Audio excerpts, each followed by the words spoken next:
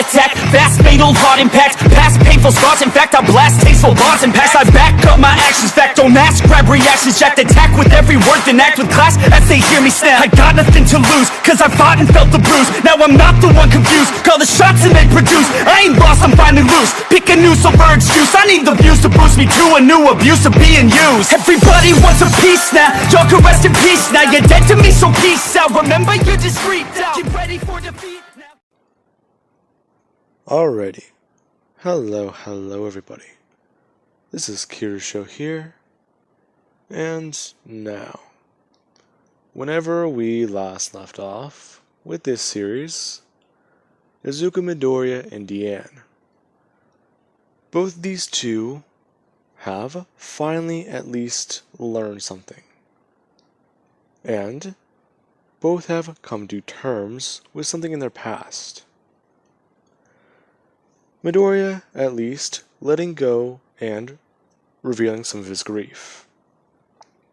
His fears and things that he hides from everyone. Midoriya revealed that he is afraid of death. He is afraid that one day, whenever he closes his eyes whenever he's hit, he might just die. Or the pain, quite simply, would all just disappear. Midoriya is frightened out of his mind about that, but that's only his second worst fear. Since he is immortal, he fears that one day, people around him will die, and he cannot save them. Just like back whenever he was a younger child. And Diane, not Elaine, like I was about to say, has found out that Elaine didn't die all those years ago after creating her. Elaine actually died sometime before she met Midoriya. At least within roughly 2 to 3 weeks. Now, with that being said, we will pick up with these two and Ochako walking towards UA. Now, Diane actually does seem a bit more calm and happy, and so does Midoriya.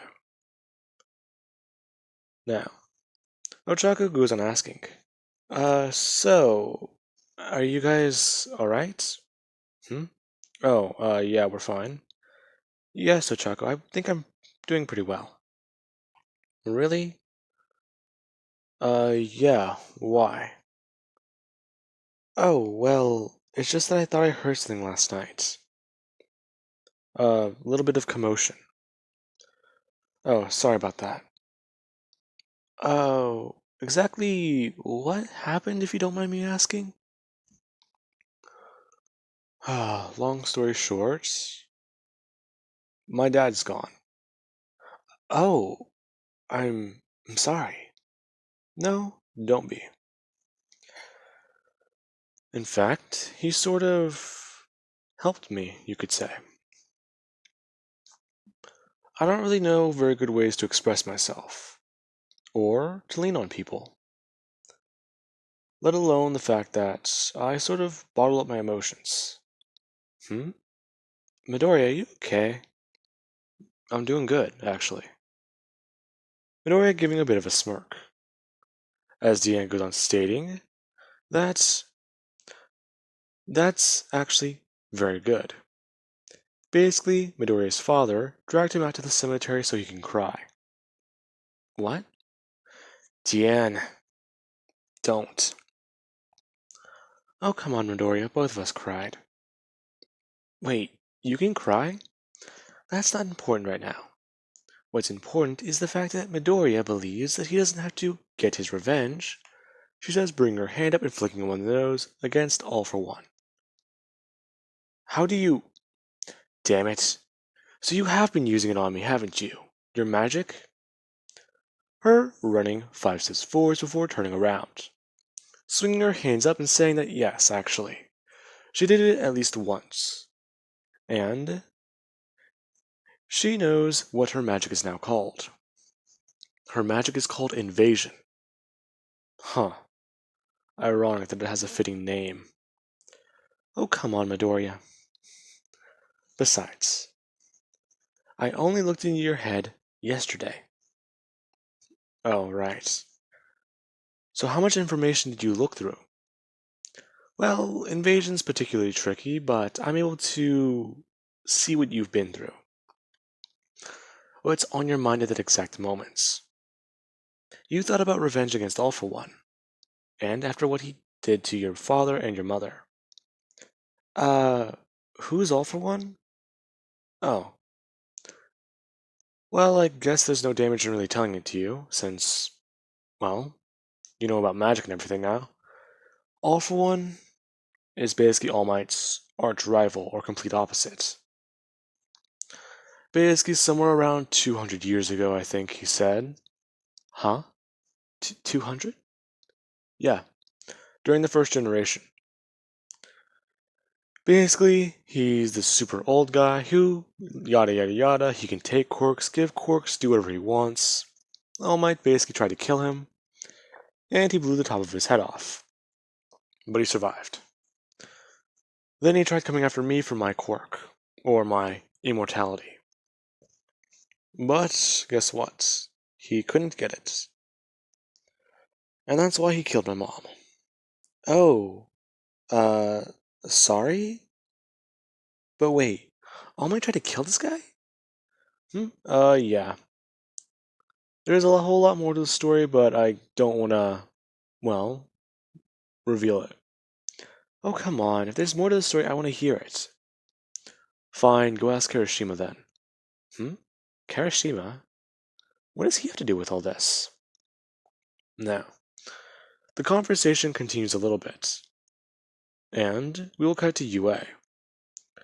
Everyone is basically given a folder on their desk, and it talks about exactly where they need to go. They need to hop on either these buses, these trains, or walk down these streets. You're going to either have to hop on this train at this amount of time, and then catch a train going this way, and then this way. It's a whole bunch of complicated stuff for some people. Some different people, it's a whole lot easier. Now, with that, everyone goes to leave after getting their hero outfits. And before Midoriya can even really get out of Class 1A, you do have Ida, who actually does ask him to wait up. Oh, sure, man. What is this about? Well, Midori, I had a bit of a question. Go ahead. Well, pardon if it sounds rude, but my brother, he was in an accident. Oh, I think I know where this is going. Yes, I was hoping you would understand. Ida going to bow and saying that he would really appreciate his help if he would heal his brother. Dude, come on. Get up. Ida bending up and straightening out his back. Exactly why? Is that a no? Oh, what? No, dude, I can heal your brother. But it's probably gonna be a minute. Why? Well, with the internships and everything going on, it's gonna be 2 weeks. So if I can get some free time, I might be able to head over to your brother's hospital. Just tell me what city's here. Hang on, just take my phone number. Midoriya just writing it down on a piece of paper and handing it over to him, saying just give him the information and, well, let him know. Thank you, Midoriya. Now, I think you have another matter, right? Oh, what do you mean? What are you talking about? Look at your left hand. Ida looking down and seeing that he's basically squeezing it very intensely into a fist. Oh, it's nothing. Really? Because there's also that fire behind your eyes. I'm guessing you're gonna try and go after the son of a bitch who did that, aren't you? How did you... Called it. Anyways. Listen, man. If you try and go after that guy, just know, I don't think my quirk can heal death like it does to me.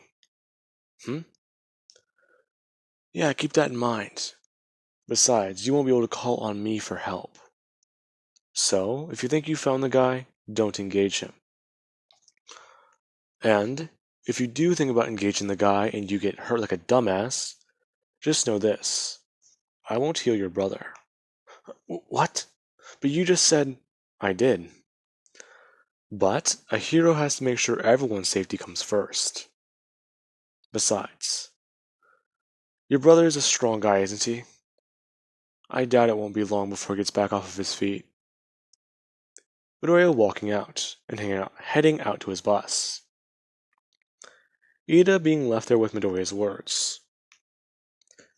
Meanwhile, out at Midoriya's bus, Midoriya does actually go to hop onto it. However, before he does, something pulls his hand. And he's actually pulled out of the first step. Who the hell is... Oh, hey everyone. Hey Midoriya. A lot of the girls saying hi. And basically telling Midoriya that they're all basically going to be split up for 2 weeks. Yeah.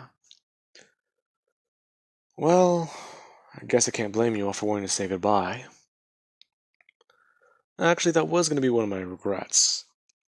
So, Midoriya says actually pulling somebody into a hug. Let's say Momo. Saying that he'll see them again pretty soon. Besides, just make sure all of you stay safe and don't get hurt. Now, Momo is kind of flustered, but Midoriya then just gives her a kiss. Which then prompts her to basically back away for a second. All the other girls kind of jealous before trying to head in.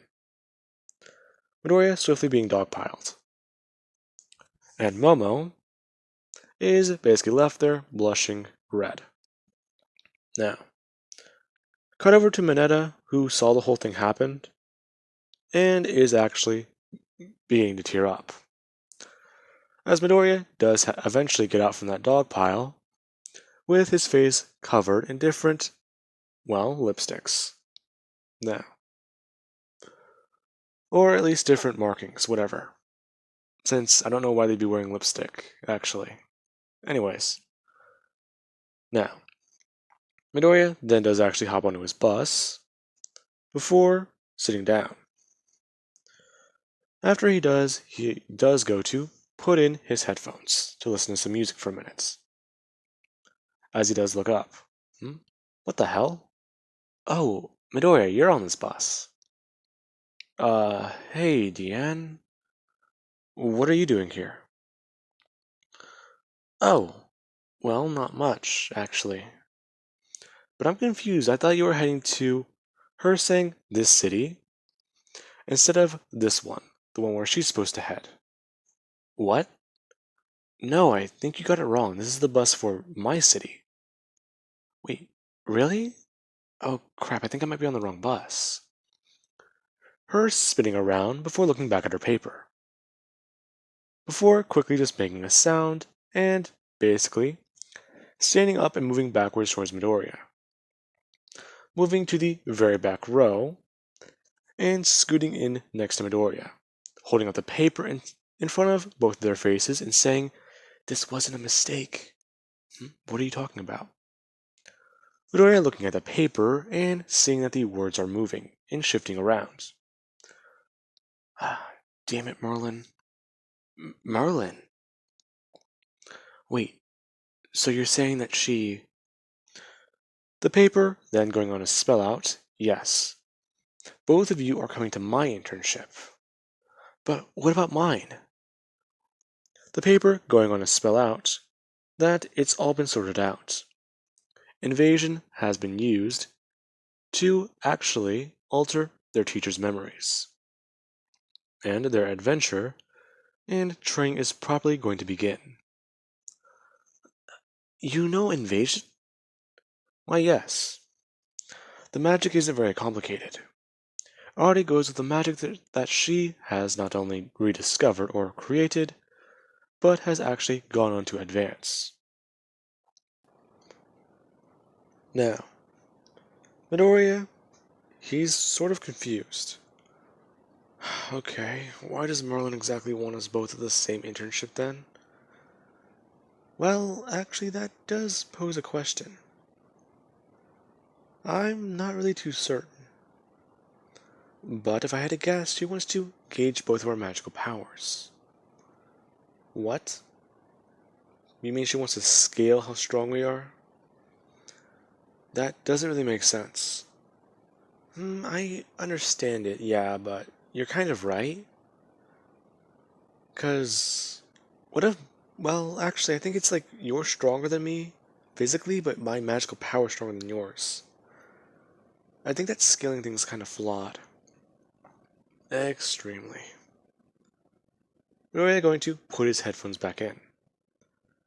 Deanne actually asked Midoriya if he wouldn't mind giving her one of those. Oh, sure, here. Did you forget your pair of headphones? Yep. I forgot them this morning. I thought I left them in my bag, but apparently not. Now, Midoriya and her do listen to some music and eventually arrive at their stop, hopping on a train and heading out of the city, eventually arriving at their destination. Now, after they do arrive, they walk into the hero agency. What is this place?